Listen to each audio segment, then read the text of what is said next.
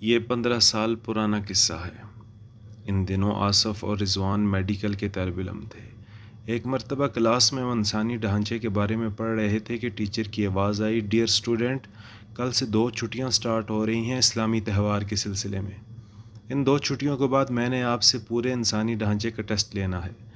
گھر آ کر آصف اور رضوان کو پورا یقین تھا کہ وہ اس ٹیسٹ میں فیل ہو جائیں گے، کیونکہ ابھی تک ان کے ذہن میں انسانی ڈھانچے کی کھوپڑی کی ہڈیوں کے نام اور ساخت واضح نہیں ہو رہے تھے۔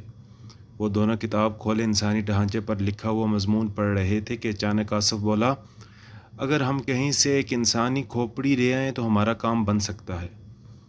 ہم کھوپڑی کو سامنے رکھ کر اچھی طرح سے کھوپڑی کی ساخت کے نام یاد کر سکتے ہیں۔ رضوان نے کہا، ارے بھائی، یہ جو ہم اپنے موبائل پر نیٹ سے کھوپڑی کے فوٹو اور معلومات نکال کر سامنے رکھے ہوئے ہیں، کہ اس سے بات نہیں بن سکتی؟ آصف نے جواب دیتے ہوئے کہا، مستقبل کے ڈاکٹر رضوان صاحب، ہاتھ میں پکڑی ہوئی چیز کی بات ہی کچھ اور ہوتی ہے۔ مانا کہ نیٹ پر سب کچھ ہے، مگر یہ صرف موبائل کی سکرین کی حد تک ہے۔ تم میری بات پر غور کرو، تم کو سمجھ آ جائے گی کہ جب ہم کھوپڑی کو اپنے ہاتھوں میں پکڑ کر اس میں موجود ہڈیوں کی ساخت پر غور کریں گے تو ہم کتنی آسانی سے اپنا ٹیسٹ یاد کر سکتے ہیں۔ اس ٹیسٹ میں ہم دونوں کو اچھے نمبر لینا لازمی ہے، ورنہ 2 ماہ قبل جو ٹیسٹ ہوا تھا اس میں بھی ہمارے کم نمبر آئے تھے اور ہمارے ٹیچر ڈاکٹر ایاز صاحب ہم پر سخت ناراض ہوئے تھے۔ آصف کی تقریر سننے کے بعد رضوان بھی اس بات پر مان گیا کہ اگر کسی جگہ سے کھوپڑی مل جائے تو ان کو واقعی بہت آسانی ہو جائے گی۔ اپنا ہونے والا ٹیسٹ کلیئر کرنے میں چند منٹ بعد رضوان نے اپنا موبائل پکڑا اور اس کا انٹرنیٹ بند کرتے ہوئے بولا، تو ڈاکٹر آصف صاحب، یہ کھوپڑی وغیرہ بازار میں فروخت ہوتی نہیں، تو میرے سویٹ دوست یہ آئے گی کہاں سے؟ آصف بولا، بھائی، اس بات کا یہ حل ہے کہ شہر سے باہر جو قبرستان ہے اس کے گورکن سے رابطہ کیا جائے۔ وہ میرا تھوڑا بہت واقف بھی ہے۔ یہ میں کل چھٹی کے دن کر لوں گا، کل شام کو ملوں گا، بلکہ تم ایسا کرنا، کل شام کو آ جانا، ہم اکٹھے ہی چلیں گے۔ دوسرے دن شام کو رضوان اور آصف اپنی بائک پر شہر سے باہر والے ایک قبرستان میں جا پہنچے، جہاں کا گورکن آصف کا واقف تھا تھوڑا بہت۔ گورکن کا مکان قبرستان کے ساتھ ہی تھا۔ جب آصف کے دستک دینے پر اس نے دروازہ کھولا تو آصف کو دیکھ کر وہ پہچان گیا اور بولا، خیر تو ہے نا آصف بابو، آج کیسے آنا ہوا؟ کہیں کوئی فوتگی؟ آصف نے اس کی بات کاٹتے ہوئے کہا، نہیں قمردین صاحب، ہمارے ہاں کوئی فوتگی نہیں ہوئی اور سب خیر خیریت ہے، بس تم سے کچھ کام پڑ گیا تھا۔ کیا ہم یہاں ہی کھڑے رہیں گے؟ ارے نہیں بابو جی، آپ اندر آ جائیں، آج تو ویسے بھی میں اکیلا ہوں، میری بیوی بچوں کے ساتھ اپنے والدین کے گھر گئی ہوئی ہے۔ گورکن یہ کہتا ہوا ان دونوں کو اپنی سادہ سی بیٹھک میں لے آیا۔ جیسے ہی وہ چرپائی پر بیٹھے، گورکن ان کے منع کرنے کے باوجود بوتل لینے گھر کے اندر چلا گیا۔ کچھ دیر بعد وہ نمودار ہوا تو اس کے ہاتھ میں پکڑی ٹرے میں 1.5 لیٹر کی مشروب کی بوتل، پلیٹ میں نمکو اور 3 گلاس ان کو نظر آئے۔ بوتل پینے اور تھوڑا سا نمکو کھانے سے فارغ ہو کر آصف اپنے مطلب کی بات پر آ گیا۔ پہلے اس نے رضوان کا تعارف کروایا، پھر اپنے میڈیکل کالج میں پڑھنے کا بتایا اور پھر اصلی بات پر آ گیا۔ جب اس نے گورکن سے کہا، ہم کو ایک انسانی کھوپڑی چاہیے، تو گورکن نے چونک کر ان دونوں کی طرف دیکھا۔ اسی وقت آصف نے 500 روپے کا نوٹ زبردستی اس کی جیب میں ڈال دیا۔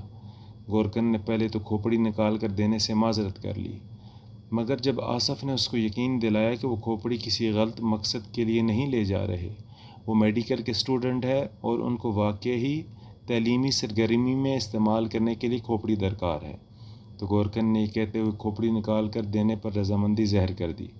ٹھیک ہے صاحب، مگر اس کی مزید کچھ قیمت بھی دینی ہوگی۔ آصف نے مزید 500 روپے اس کو دیے تو اس نے ان کو رات 10 بجے آنے کا کہا۔ وہ واپس آئے۔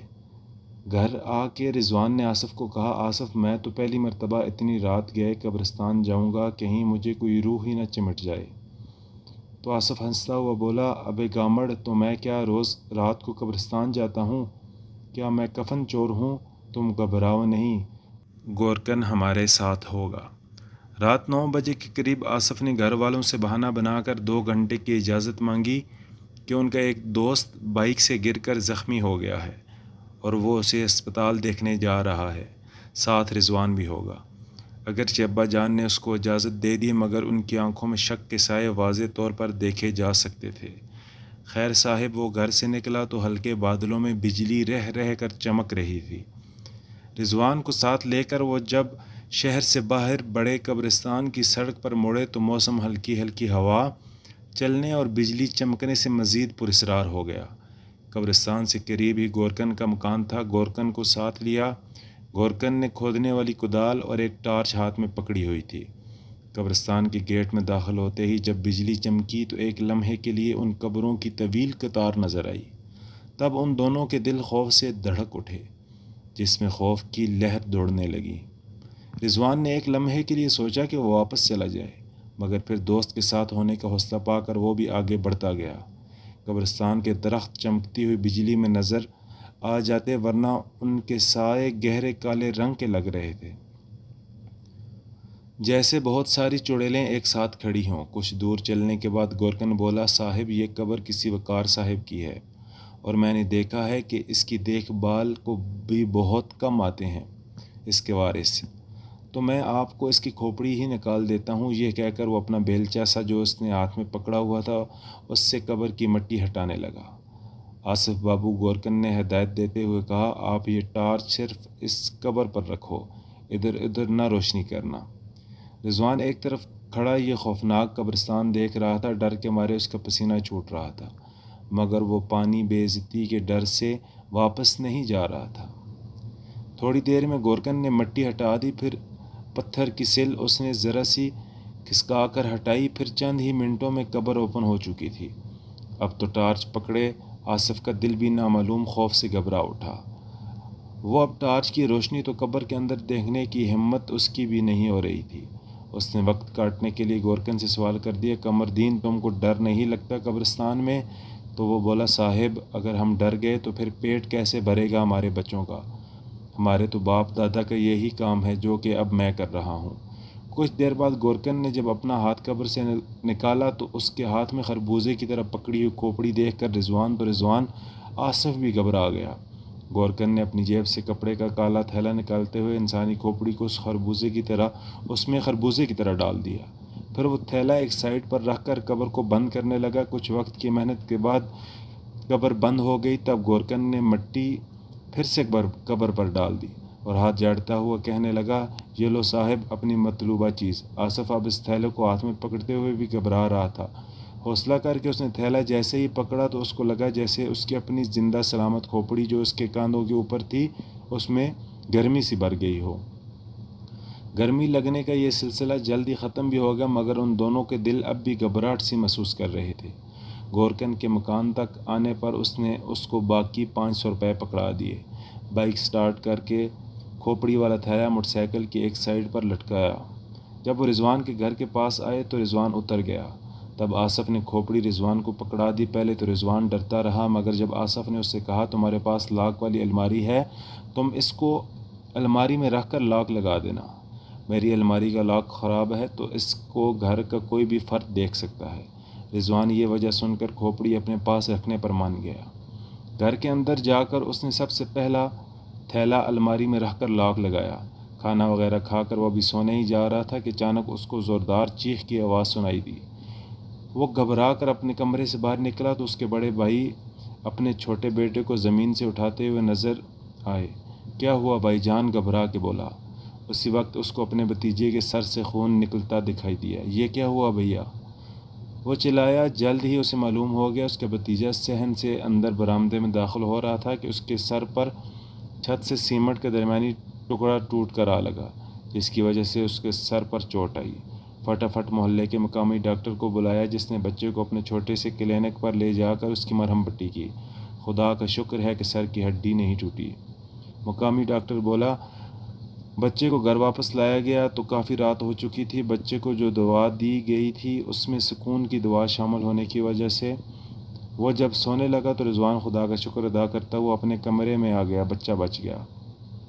کمرے میں آ کر اس کو ایک عجیب سا خیال آیا کہ آصف اور اس نے چونکہ مردے کی کھوپڑی نکالی تھی قبر سے، تو ہو سکتا ہے گھر میں بچے کو جو چوٹ لگی ہے اس کے سر پر، تو کیا یہ کوئی عذاب یا انتقام ہے مردے کا؟ ابھی وہ یہ سوچ ہی رہا تھا کہ اس کے موبائل پر آصف کا فون آنے لگا۔ آصف نے فون پر سب سے پہلے ننھے میاں کی خیریت معلوم کی۔ تب رضوان نے اس کو اپنا یہ خیال بتایا۔ ہو سکتا ہے مردے کی روح ہم سے بدلہ لے رہی ہو، جب ہی تو اس کے بھتیجے کے سر پر چوٹ لگی ہے۔ آصف یہ سن کر ہنسا، ارے بابا، یہ 4G اور 21ویں صدی ہے، یہاں روحیں وغیرہ نہیں انتقام لیتی۔ ویسے بھی یہ کوئی سن 1800 کا زمانہ تو ہے نہیں جہاں تم مجھے مردے اور روحوں سے ڈرا رہے ہو۔ جناب رضوان صاحب، مستقبل کے ڈاکٹر صاحب، اگر تمہارا یہی حال رہا تو تم آگے ڈاکٹری کیسے کرو گے؟ تم تو اپنے مریض کو اگر کسی وجہ سے وہ مر گیا دیکھ کر ہسپتال سے بھاگ جاؤ گے، ہا ہا ہا۔ آصف رضوان کی بات پر دل کھول کر ہنسا۔ آخر میں اس نے یہ کہتے ہوئے فون بند کر دیا۔ کھوپڑی نکال کر سامنے رکھ کر اس کی ساخت پر غور کرنے کا منصوبہ میرا تھا۔ اگر مردے کو انتقام لینا ہے یا ڈرانا ہے تو مجھ کو ڈرائے۔ آصف کو کیا معلوم کہ وہ جن باتوں کا مذاق میں کہے جا رہا تھا تقدیر بہت جلد ان کو سچ کرنے والی ہے۔ اوکے، گڈ بائے ڈاکٹر رضوان، کل ملیں گے۔ میں 10 بجے آپ کی طرف آؤں گا، یہ کہہ کر اس نے فون بند کر دیا۔ رضوان نے بھی فون بند کر کے ایک طرف رکھا اور پھر وہ یہ سوچتے سوچتے ہی سو گیا کہ میں بلا وجہ ڈر رہا ہوں۔ بھلا جو زمانہ آج کل چل رہا ہے، اتنے جدید زمانے میں روحوں اور مردوں کا کیا ڈر؟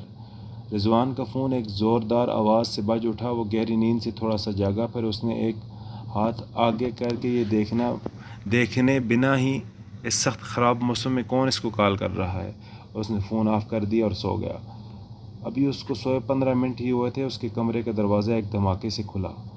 اس کے بڑے بھائی کی بکھلائی ہوئی آواز نے رضوان کو جگا دیا۔ اس کے سوئے ہوئے دماغ میں رضوان کے بڑے بھائی کی آواز جب آئی تو وہ اٹھ کر بیٹھ گیا۔ کیا ہوا بھیا؟ رضوان جلدی اٹھو۔ گہری نیند سے جاگے رضوان کے دماغ میں یہ بات آئی، کہیں اس کے بھتیجے کی طبیعت تو مزید خراب نہیں؟ بھیا، کیا وسیم ٹھیک ہے نا؟ اس نے پوچھا۔ ہاں وسیم ٹھیک ہے، تم جلدی باہر آؤ، آصف کی طرف جانا ہے۔ آصف کی طرف کیوں، کیا ہوا؟ اس وقت تو صبح کے 5 بجے ہیں۔ رضوان، زیادہ سوال مت کرو، لگتا ہے تمہارا دماغ ابھی تک سو رہا ہے۔ تم کو آصف کے ابا نے بھی فون کیا تھا مگر تم نے فون ہی آف کر دیا، تب انہوں نے ہم کو ایمرجنسی اطلاع دی۔ آصف اب اس دنیا میں نہیں رہا۔ بھیا نے ایک بم رضوان کے اوپر گرا دیا۔ آصف کو کیا ہوا ہے بھیا؟ وہ جنونی انداز سے چلایا۔ صبر کرو میرے بھائی۔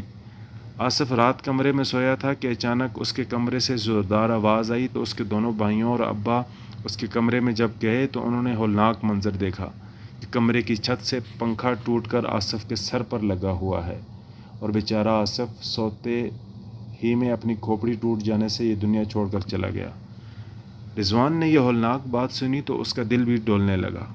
بے ہوش ہوتے ہی اس کے دماغ میں صرف یہی بات چل رہی تھی کہ جس مردے کی کھوپڑی ان دوستوں نے نکالی تھی، آخرکار اس نے اپنا انتقام آصف سے بھی لے لیا۔ اب اس کی باری ہے۔ آصف کی کھوپڑی تو ٹوٹ گئی اور وہ دنیا چھوڑ گیا، مگر مردہ اب اس کو نہیں چھوڑے گا۔ جب رضوان کو ہوش آیا تو اس کے عزیز ترین دوست کا جنازہ تیار تھا۔ اگرچہ اس کی طبیعت بھی بہت خراب تھی مگر اس نے ضد کر کے اپنے دوست کی ڈیڈ باڈی دیکھی تو چہرہ تو کپڑے کے نیچے چھپا دیا گیا تھا، کیونکہ کھوپڑی کی ہڈی ٹوٹ جانے سے چہرہ دیکھنے کے قابل نہیں تھا۔ اتفاق دیکھیں، آصف کا جنازہ بھی اس کی قبرستان میں گیا جہاں سے 24 گھنٹے پہلے کھوپڑی نکال کر لے گیا تھا، اور اس کی قبر بھی اسی قطار میں تھی جس کی شروع میں آصف اور رضوان ایک پرانی قبر سے کھوپڑی نکال کر لے گئے تھے۔ آصف کے جنازے پر رضوان کو تو نہ لے جایا گیا، بے پناہ صدمے سے اس کی طبیعت خراب تھی۔ آصف کی المناک موت لوگوں کے لیے تو پنکھا گرنے سے ہوئی تھی، مگر صدمے سے گمسم رضوان اچھی طرح جانتا تھا کہ یہ پنکھا بھی مردے کے انتقام کی وجہ سے گرا تھا، اور گرا بھی ٹھیک اسی جگہ تھا، یعنی کھوپڑی پر۔ مردے کی بھی وہ کھوپڑی ہی نکال کر لائے تھے۔ آصف کی موت کے 3-4 دن بعد رضوان کی طبیعت قدرے بہتر ہوئی تو اس نے کھوپڑی والا تھیلا الماری سے نکالا۔ تب اچانک اسے محسوس ہوا کہ کھوپڑی کی آنکھوں کی جگہ سے روشنی سی نکل رہی ہے۔ اس نے باہر آ کر بائک سٹارٹ کی، گھر والوں سے بہانہ بنا کر قبرستان والی سڑک کی جانب آ گیا۔ قبرستان میں آ کر اس نے جب گورکن کو تلاش کیا تو معلوم ہوا وہ قبرستان کے جنوبی کونے میں کام کر رہا ہے۔ رضوان کا یہ پروگرام تھا کہ آج وہ کھوپڑی دے جائے اور 3-4 دن تک آ کر آصف کی قبر پر بیٹھ کر کافی دیر قرآن پاک پڑھے۔ گورکن جیسے ہی اس کو ملا، پہلے تو اس نے آصف کی المناک موت پر بے پناہ افسوس کا اظہار کیا۔ پھر جب رضوان نے اس کو کھوپڑی رات کو قبر پھر سے کھول کر اس میں رکھنے کا کہا تو وہ حیران ہوا اس نے پوچھا یہ تو آپ کو میڈیکل کے کاموں میں چاہیے تھی، اب کیوں واپس رکھنی ہے؟ رضوان نے بہانہ بناتے ہوئے کہا اس کو اب کالج والوں نے اپنے پاس سے انسانی ڈھانچے کے حصے دے دیے ہیں تو اب یہ اس کو درکار نہیں۔ یہ جھوٹ بولتے ہوئے اس کو آصف یاد آیا کہ اس منحوس کھوپڑی نے اپنا انتقام لیتے ہوئے اس کو بھی اسی قبرستان میں پہنچا دیا ہے جہاں سے وہ چند دن پہلے اپنے قدموں پر چل کر ہنستا مسکراتا کھوپڑی لے کر واپس گیا تھا۔ صاحب گورکن کی آواز سے وہ دنیا میں واپس آ گیا۔ یہ تو بہت اچھی بات ہے کہ آپ کھوپڑی واپس رکھ رہے ہیں، یہ تو آصف صاحب کے بار بار کہنے اور وقفیت کی وجہ سے میں نے نکال دی تھی، ورنہ ایسا کرنا بہت گناہ ہے، مردہ بھی بے چین ہوتا ہے۔ ٹھیک ہے قمردین، تم یہ کھوپڑی والا تھیلا اور یہ رکھو 500 روپے، تم آج ہی رات کو قبر کھول کر اس کو اندر رکھ دینا اور میرے نمبر پر اس کو مردے کے پاس رکھ کر ایک تصویر بنا کر مجھے ارسال کر دینا تاکہ مجھے اطمینان ہو جائے۔ اوکے صاحب۔ گورکن نے تھیلا اور 500 روپے پکڑے اور ان کو اپنی بیٹھک کے الماری میں رکھنے چل پڑا۔ ادھر رضوان قبرستان کے مین گیٹ پر کھڑی اپنی بائک کو سٹارٹ کر کے جب واپس مڑنے لگا تو اسے ایک قبر کا کتبہ نظر آیا جس کو دیکھ کر اس کی دل کی دھڑکن بند ہونے لگی۔ بالکل نئی قبر پر لگے کتبے پر لکھا تھا آصف اظہر ولد اظہر شیخ، تاریخ وفات 28 جولائی۔ یہ تازہ قبر کھوپڑی کے انتقام کا ثبوت تھی۔ معزز سامعین، آج کی ہماری ویڈیو آپ کو ضرور پسند آئی ہوگی، اور اگر یہ پسند آئی ہے تو اس کو دوستوں کے ساتھ شیئر کریں اور ہمارے چینل کو لازمی سبسکرائب کریں۔ شکریہ۔ ملتے ہیں ایک نئی ویڈیو کے ساتھ۔ والسلام۔